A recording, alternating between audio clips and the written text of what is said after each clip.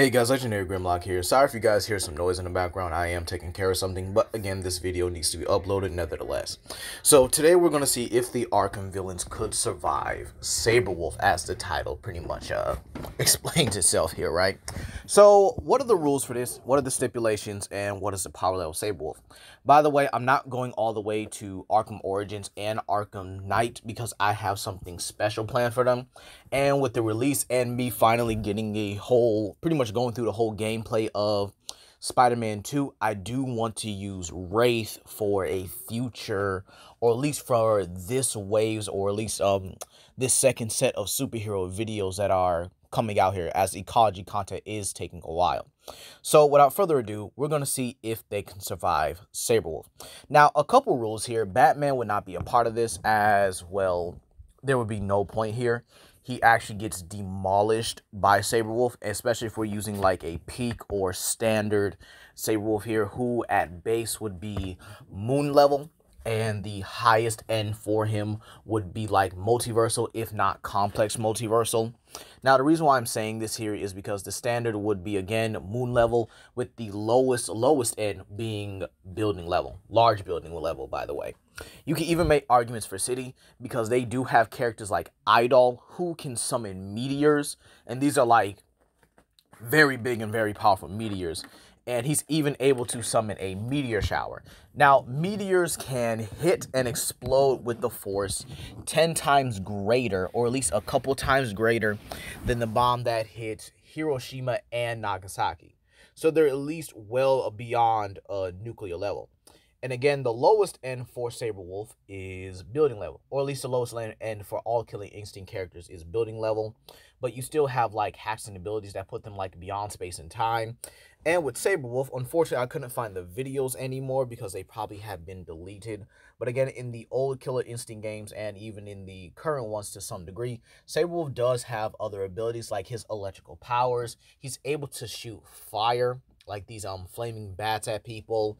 He's also able to do a this Wolverine extension of his claws, or sorry, not Wolverine, Lady Deathstrike extension with his claws and stuff, where he's able to impale and rip his opponents apart. And he can summon and communicate with bats. And he can even summon these like giant horse-sized bats to come and eat people. Absolutely insane here. But we won't be using the bat summoning part, but we will be using the bat communication part as well. He also has some like bypass abilities as well, or at least non-corporal interactions, as he's able to interact with characters like Hisako, I'm gonna say Hisoka, nah. Hisako, who is a character, or at least a actual phantom, you know, like a living ghost here, or at least an actual ghost here, being able to harm beings like Cinder, who's made out of plasma, and has some heat, or at least, you know, he has some resistance to Cinder's fire, which is as hot as the sun, and even being able to one-shot characters like Fulgor drones, which are capable of withstanding nuclear heat. So again, there is some, scaling off that. Again, the more consistent lower end would be like city level at bare minimum here, or at least nuclear level if you really want to just say that in general. But again, that would be city level, as again, he does exceed the bombs that were able, that pretty much nuked Hiroshima and Nagasaki. So with that being said here, the Arkham villains really don't scale that much. They really have like wall, or basically like your standard street tier. The highest end for the Arkhamverse, at least of what I've seen, is like small building level at bare minimum, at least coming from characters like Bane and Killer Croc, who scale to each other hand in hand, as apparently Bane was able to shake the asylum itself, which is actually a pretty impressive small building level feat. So overall, yeah, let's explain a couple other rules here. Sabrewolf will know the full layout and have pretty much access to all the areas here through grates, through ventilations and all that stuff. He's able to traverse the island pretty easily, and the villains will have all the resources, basically their environments, so on and so forth. So let's look at this from like a narrative perspective. Now, a couple of villains I do think would get taken off the senses pretty easily by Sabrewolf here. There's no if, and, or buts about it. The villains I am about to name are pretty simple, and the ones I think he does take out pretty easily. And again, the villains are trying to hide from Sabrewolf, or at least avoid him or fortified defenses against him here. Again, they're trying to survive here. So they kind of get like this, 15 to 20-minute head start against everyone's favorite werewolf here. So, yeah, how do I think these Arkham villains pretty much handle this as a whole here? Well, for starters, Zsasz is the first to go. You might hear me say this a lot, but I think Zsasz is the first to go.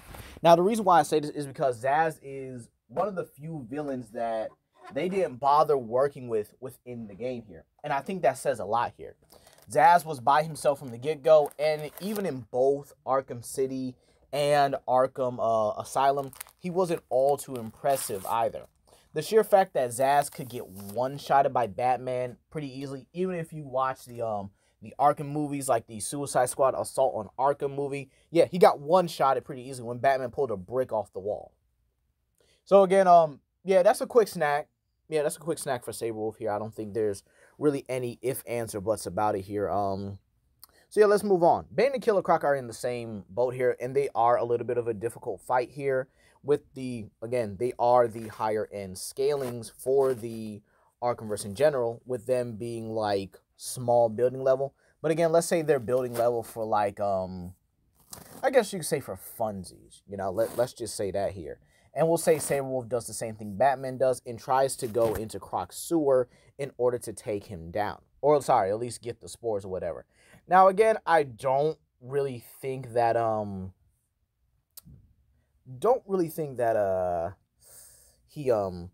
don't think Croc does that well, in my opinion. I really don't. I think Croc is going to try an ambush and then get clapped. Again, Sabrewolf is just stronger. He's definitely faster than Killer Croc here. I didn't cover speed because, again, there are massively faster than light scalings, like to characters like Glacius, who can move in nanoseconds. Or, sorry, move in milliseconds, but attack in nanoseconds. It is absolutely insane how powerful and how quick these Killer Instinct characters are. Now, the lowest end for Killer Instinct speed is lightning.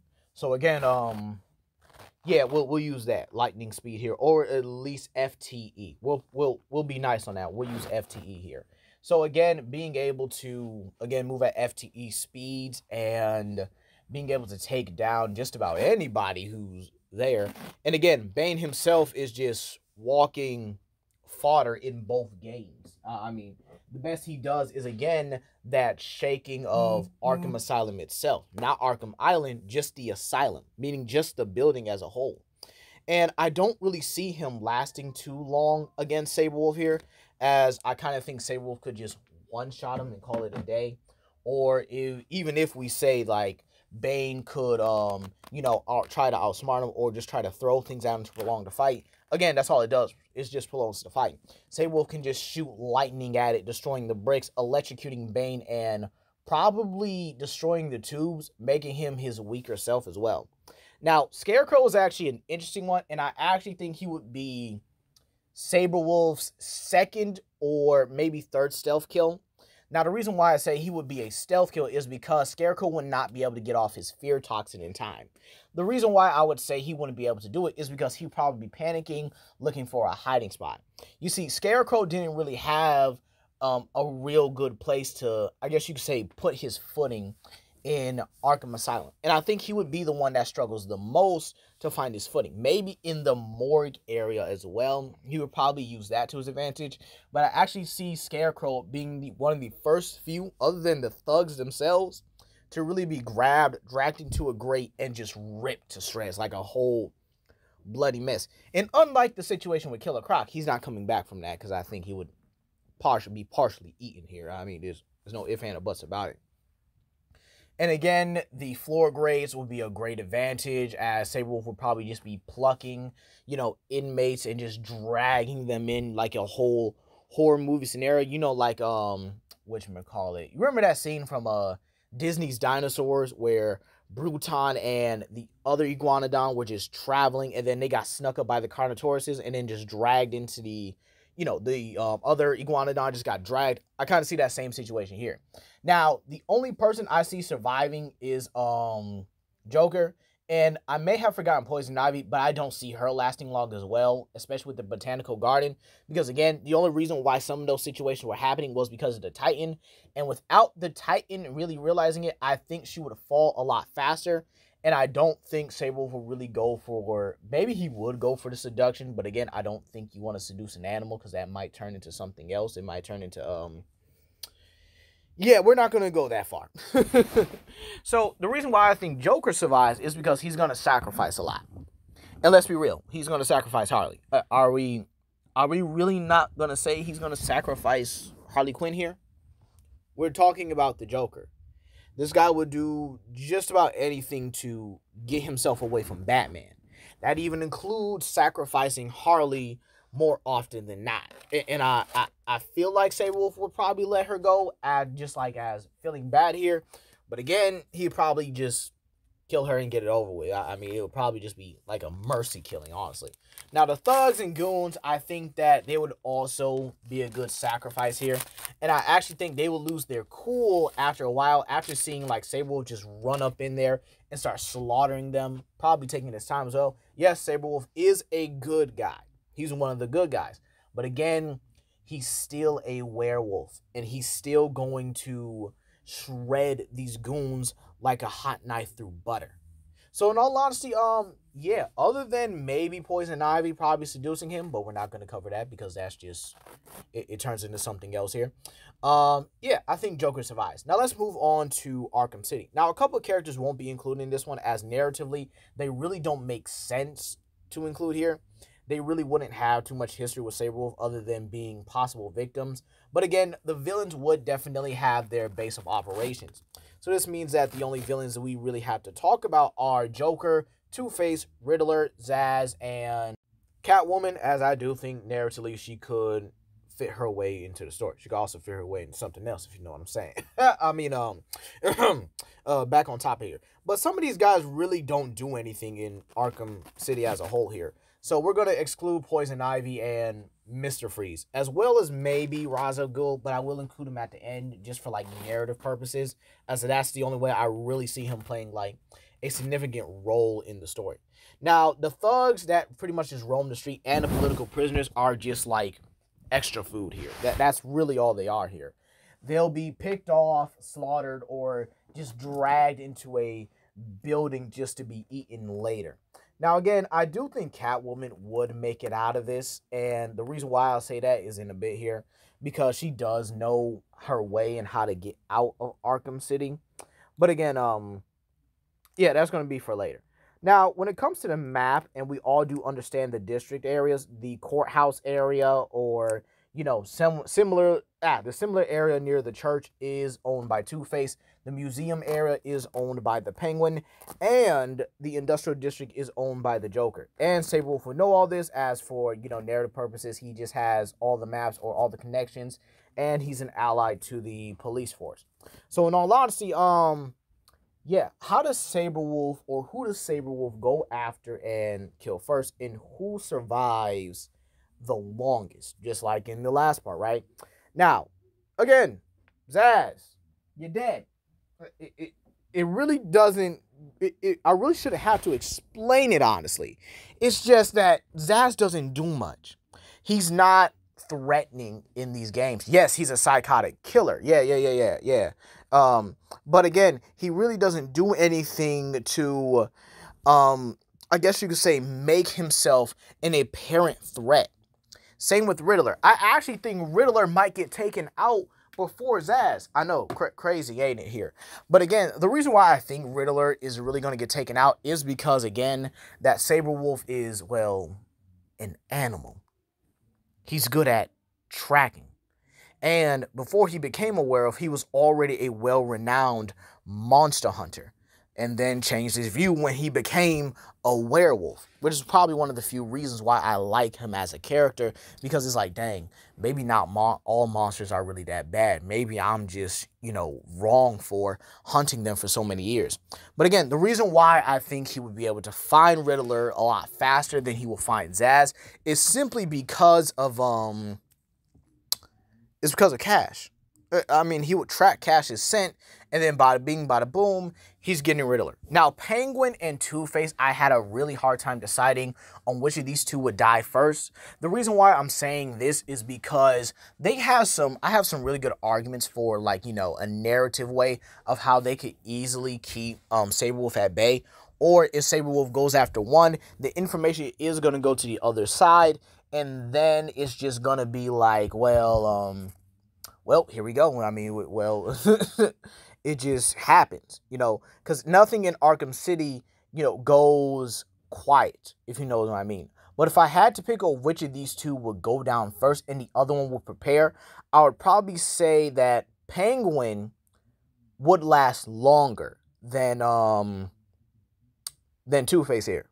The reason why I'm saying that is because I do believe that Penguin is the more organized of the two. And I do think that Two-Face just has too many ways for Sabrewolf to get into his location, kill his thugs or eat them, and then break through that, that little Imperial box or judge box or whatever, and just get snatched up. Now, this is where I think Catwoman's role comes into play, where she would probably, seduce Sabrewolf, and whatever happens, happens.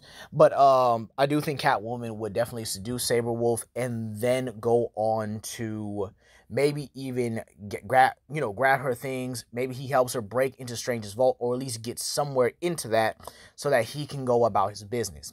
Now, while Penguin does make it out of there, and I would definitely say he makes it out because, again, we're using the lower end for Sabrewolf, which is like building to city level, I do think he would probably use Solomon Grundy as a distraction while he escapes. However, Joker, on the other hand, will probably have the most well-equipped steel mill with things like, snipers, I would definitely say some rocket launchers as well, as that was also one of the few weapons that were seen in the game. Yeah, there were actually rocket launchers in the game. It's absolutely ridiculous, ain't it? And then you also have the fact that Joker does have the most henchmen out of the entire group here. And I actually think he and Penguin would eventually have to settle their differences, and they would probably meet in the subway. The reason why I would say the subway is because it's one of the few places that can be well secured and well guarded, because you can close everything off from all sides to prevent somebody from getting in and getting out here. Now, I do think they will use the subway area and maybe even place guards on the outside and the inside of the subway system, so that they could probably make their way to maybe Wonder City or something. And this is where I think Catwoman's role will come into play here, where she would inform Sabrewolf about how the Arkham inmates are all hiding here. Now, before I get into that, let's go over a few honorable mentions. Mad Hatter. Now, if he does try that nonsense, it's GG.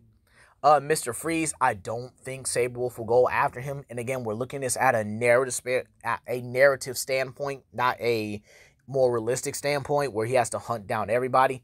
Deadshot, yeah, I see him getting taken out, as it's narratively he would try to assassinate Sabrewolf, and I do think the villain.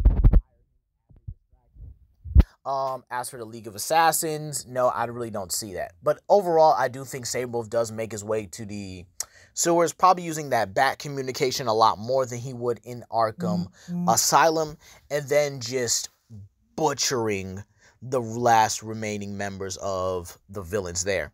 Now, Hugo Strange in Protocol 10 is pretty simple. He would definitely make his way to Wonder Tower, tear through the grates, tear through the entirety of Wonder Tower system, and make his way to Hugo Strange. He might just scale the tower in general, and then just make his way all the way up to Hugo Strange and butcher every guard here. It'd probably just be like pretty much like a blender, that's basically what it would be here. I mean, he's fully bulletproof. He's definitely pierce-proof. And he has the feats to show it. I mean, he's taken sword strikes from characters like Jago, and has fought velociraptors, and their claws couldn't fully pierce him. And again, these are very, what's the word I'm looking for? Automated or enhanced raptors. And if you want to add, hey, what about the League of Assassins? Ra's al Ghul will probably approach him and try to offer him a place among the League of Shadows, and then just get torn to pieces. Probably not eaten, because his meat is probably just tainted and putrid and just rotten at this point.